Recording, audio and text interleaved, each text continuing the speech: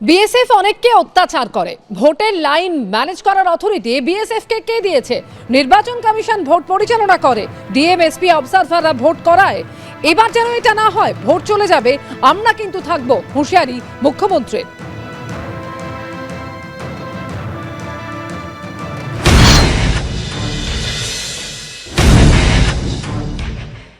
অনেককে অত্যাচার করে, আমি আশা করতে পারি না এটা কারো কাজ। ইলেকশনের সময় গিয়ে ভোটার লাইনে দাঁড়িয়ে পর্যন্ত আমি আগের বার শুনেছি, ভোটার লাইনে গিয়ে লাইন ম্যানেজ করে কে দিয়েছে অথরিটি ওদের? ইলেকশন কমিশন ইলেকশন চালায়, ডিএম চালায়, এসপিরা চালায়, অবজারভাররা চালায়। বাট আমি বালুরঘাটে, আমার কাছে ইনফরমেশন আছে, গত বছর বিএসএফ লাইন করিয়েছিল। আমি যদি একটাও এবারে শুনি, তাহলে কিন্তু আমি দায়িত্ব নিয়ে বলছি, ইলেকশন চলে যাবে, আমরা কিন্তু থাকবো। তখন কিন্তু মনে রাখবেন, কথাটা আমার মনে থাকবে। একদিকে মমতা বন্দ্যোপাধ্যায় যখন বলছেন ভোট চলে যাবে, আমরা কিন্তু থাকবো, তখন বিজেপির রাজ্য সভাপতি সুকান্ত মজুমদার বলছেন এবার দিদির পুলিশ দিয়ে নয়, দাদার পুলিশ দিয়ে ভোট হবে। একই সঙ্গে পশ্চিমবঙ্গের আইন শৃঙ্খলা নিয়ে ফের তিনি তৃণমূলকে নিশানা করেছেন। তিনি আরো যেটা বলছেন যে বিজেপি শাসিত রাজ্যে নির্বিঘ্নে ভোট হয়, বাংলায় কেন হয় না? লোকসভা ভোট দিদির পুলিশ দিয়ে নয়, দাদার পুলিশ দিয়ে হবে। এভাবেই হুঙ্কার দিয়েছেন রাজ্য বিজেপির সভাপতি সুকান্ত মজুমদার। তার আগে আপনাদের সাথে আমি কিছু কথা বলতে চাই। আমাদের এই মঞ্চে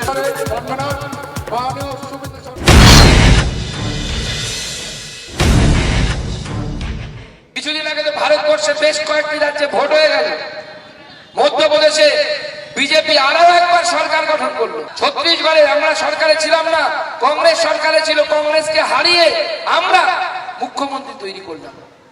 কই আমাদের বিরোধী দল তো একবারও অভিযোগ করলো না যে আমাদের এর বাড়ি ঘর ভেঙে দেওয়া হয়েছে, ওর দোকান লুট হয়েছে, ওর দোকান বন্ধ করে দেওয়া হয়েছে। কংগ্রেসের একটা অভিযোগ তো শুনতে পাচ্ছি না। তাহলে মুখে যদি মা মাটি মানুষের সরকার আপনারা বলছেন, তাহলে আপনাদের সামনে মারা কেন নির্যাতিত হয়, কেন মাটি কাঁদে আর তৃণমূল নেতাদের পয়সা বাড়ে? এই প্রশ্নের উত্তর দিতে হবে। কেন বিজেপি শাসিত রাজ্যে এই অভিযোগ ওঠে না যে বিরোধী দলকে ধমকানো হচ্ছে, চমকানো হচ্ছে? তবে লোকসভা ভোট আসছে, আর কিছুদিনের মধ্যে লোকসভা ভোট ঘোষণা হবে। কেন্দ্রীয় নির্বাচন কমিশন এই ভোট করাবে, কেন্দ্রীয় বাহিনী দিয়ে করাবে, দিদির পুলিশ দিয়ে নয়, দাদার পুলিশ দিয়ে ভোট হবে। আজ থেকে 8 বছর আগে আমাদের জেলায় একটা বিশ্ববিদ্যালয় হয়েছিল, নিশ্চয়ই আপনাদের মনে আছে। তার নাম দিয়েছিল দক্ষিণ দিনাজপুর বিশ্ববিদ্যালয়, ইউনিভার্সিটি। দেখেছেন ইউনিভার্সিটিটা কোথায় আছে? জেলার মানুষ তো আমরা, দেখবা পাওয়া যায়? দেখা যায়। ইউনিভার্সিটি কোনো বিল্ডিং নাই, কোনো মাস্টার নাই। আমি তো ইউনিভার্সিটিতে পড়াতাম, কোনো দারোয়ান নাই, বিল্ডিং নাই, হোস্টেল নাই, মাস্টারমশাই নাই। ইউনিভার্সিটি চলছে 8 বছর ধরে, 1-2 বছর না। যদি 1-2 বছর হতো মেনে নিয়ে যেত, 1-2 বছর সময় লাগে যে কোনো জিনিস তৈরি হতে। আপনার বাড়ি তৈরি করতে 1 বছর সময় লাগতে পারে। 8 বছর হয়ে গেছে, বিশ্ববিদ্যালয়ে কিছু নাই, শুধু একজন ভিসি আছে, ভাইস চ্যান্সেলর আছে। তাকে আবার রাজ্য সরকার মানে না, যেহেতু রাজ্যপাল তাকে নিয়োগ করেছে। 8 বছর ধরে আপনি বিশ্ববিদ্যালয় তৈরি করতে পারেন না। কেন্দ্র সরকার 1 টাকা নিয়েছে, 1 টাকা নিয়ে বালুরঘাট এয়ারপোর্টটা মুখ্যমন্ত্রীকে দিয়ে দিয়েছে। মুখ্যমন্ত্রী বলেছে আমি এয়ারপোর্ট বানাবো, বানিয়ে এখান থেকে প্লেন চালাবো। আমরা বসে আছি আর ললিপপ চুষেই যাচ্ছি, প্লেন আর ওড়ে না। আরে না পারলে ছেড়ে দিন, কেন্দ্র সরকারকে দিন।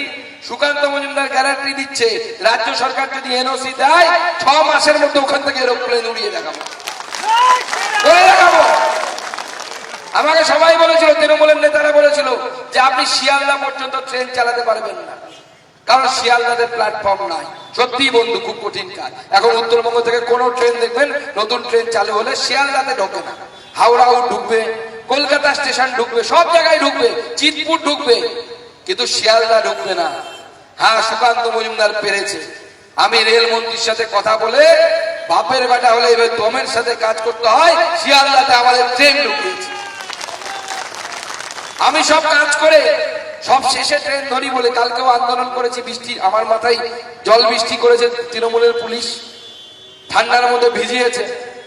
ব্যারাকপুরে করে আমি 11:20 পদাতিক এক্সপ্রেস ধরলাম। সব থেকে শেষেরটা আমাকে ধরতে হয়, নাহলে কোন কাজ চলে আসবে কে জানে। তা আমি একদিন পদাতিক এক্সপ্রেসে উঠেছি, এর আগের বার যেদিন বালুরঘাটে এলাম। তো ট্রেনের যারা কামরা দেখাশোনা করে, ট্রেনের যারা দেখভাল করে, ঝাড় দেয়, পরিষ্কার রাখে, বেড রোল দেয়, ইয়ে দেয়, আমাকে বলছে স্যার আপনি এই ট্রেনে যাচ্ছেন কেন? কেন? মানে বালুরঘাটের ট্রেনে যাবেন, ঝা চকচকে ট্রেন, ওরকম ট্রেন একটাও নেই আর এখানে। আপনার ওই ট্রেনটা দারুণ ট্রেন। আমি বললাম হ্যাঁ, আমি বালুরঘাট থেকে গেলে ওই ট্রেনে যাই, আজকেও যাবো ওই ট্রেনে, কিন্তু কলকাতাতে অনেক কাজ থাকে, তো কাজটা শেষ করে দেরি হয়ে যায় বলে 11:20 ট্রেনটা ধরে কষ্ট করে মালদাকর থেকে আসি। তাই আমরা আজকে দেখুন, সে কলকাতার লোক, আমাদের জেলার লোক না, সেও বলছে যে উত্তরবঙ্গে এখন সব থেকে ভালো যে ট্রেনটা যায় সেই ট্রেনের নাম হচ্ছে বালুরঘাট শিয়ালদা এক্সপ্রেস, যে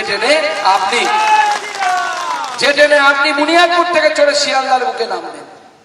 আগে আমাদের জেলার নাম ঘোষণা হতো, সেরকম ট্রেন যেমন চালিয়েছি, এখন সেখানে ঘোষণা হচ্ছে বালুরঘাট শিয়ালদা এক্সপ্রেস, আর কিছুক্ষণের মধ্যে 10 নম্বর প্ল্যাটফর্ম থেকে ছেড়ে বালুরঘাটের উদ্দেশ্যে রওনা হবে।